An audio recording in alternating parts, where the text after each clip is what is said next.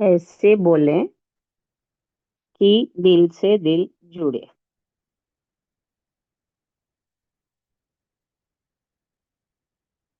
बोलने में उग्रता या हेकड़ी काम की नहीं होती। यदि आप नहीं जानते कि बोलना कैसे है, तो चुप रहना सीखें। शब्द बड़े शक्तिशाली होते हैं। शब्दों का यदि ढंग से प्रयोग ना करो, तो ये 20 साल के बने हुए पुराने संबंधों को 2 मिनट में तोड़ डालते हैं। शब्दों के आधार पर ही पता चलता है कि कौन बुद्ध है और कौन बुद्धू। अच्छे शब्द प्रमोद देते हैं, हल्के शब्द विनोद करवाते हैं। आप अपने शब्द चयन पर गौर कीजिए कि कहीं आप बा, बात बेबात में गाली गलौज तो नहीं करते, या उपहास तो नहीं करते, या टेढ़ी टिप्पणियां करने के आदी तो नहीं। याद रखें, अच्छी मीठी मधुर भाषा ही इंसान को लोकप्रिय बनाती है। बीरबल की हाजिर जवाबी से आप सब वाकिफ हैं। एक बार अकबर ने बीरबल पर व्यंग कसते हुए कहा, बीरबल, तुम सिर्फ बातों के तीरंदाज हो। अगर तीर कमान पकड़कर तीरंदाजी करनी पड़े तो हाथ पांव फूल जाएंगे। बीरबल सुनकर सभी दरबारी खुश हुए। उन्हें लगा कि आज बीरबल फंस गया। किंतु बीरबल कहाँ हार मानने वाला था। उसने कहा, हुजूर, मैं बातों के साथ साथ अच्छा तीरंदाज भी हूँ।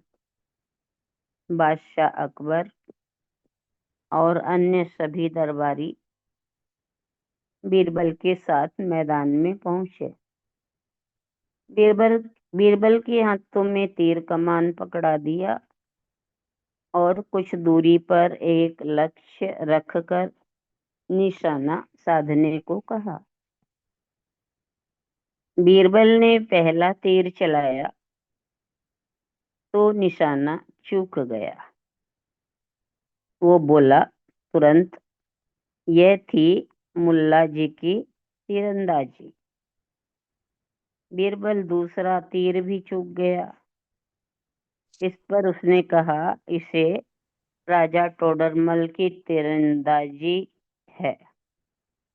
संयोग से तीसरा तीर लक्ष्य पर लगा। बीरबल ने कहा, और इसे कहते हैं बीरबल की तीरंदाजी। अकबर हंस पड़े। वे समझ गए बीरबल ने यहाँ भी बातों की तीरंदाजी की है।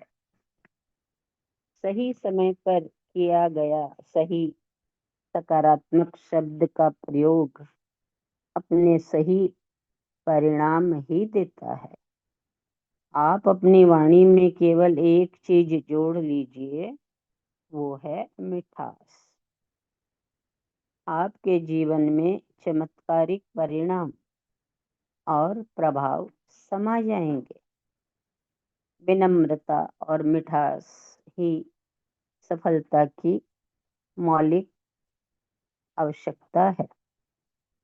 एक बात ध्यान में रखें, जितना बोलें उससे ज्यादा सुनने की क्षमता रखें। कुदरत ने हमें इसलिए मुंह एक दिया है और कान दो, इसका मतलब साफ है, जितना हम बोलते हैं उससे दुगना सुने। किसी को सत्य तभी सुनाइए जब आप उससे दुगना सत्य सुनने को भी तैयार हो। सबको आप कहकर संबोधित करें। अपने से बड़ों को तू कहना उनका वध करने के समान है। ये सब सूत्र, इन्हें अपना कर हम जीवन को व्यवस्था दे सकते हैं, बेहतर स्वरूप दे सकते हैं। इंद्रधनुषी रंगों की तरह उत्सव बना सकते हैं। हमारी सजगता हमारे काम आएगी। भीतर और बाहर दोनों तरफ सजगता रखने का नाम ही सत्संग है। बाहर की सजगता भीतर काम आएगी, भीतर की सजगता बाहर काम आएगी। हर व्यक्ति अपनी जिंदगी में देहरी का चिगर हर व्यक्ति अपनी जिंदगी में देहरी का चिराग बने, ताकि उसकी रोशनी बाहर तक भी जाए और भीतर तक भी पहुंचे। आज का इतना ही है लेसन।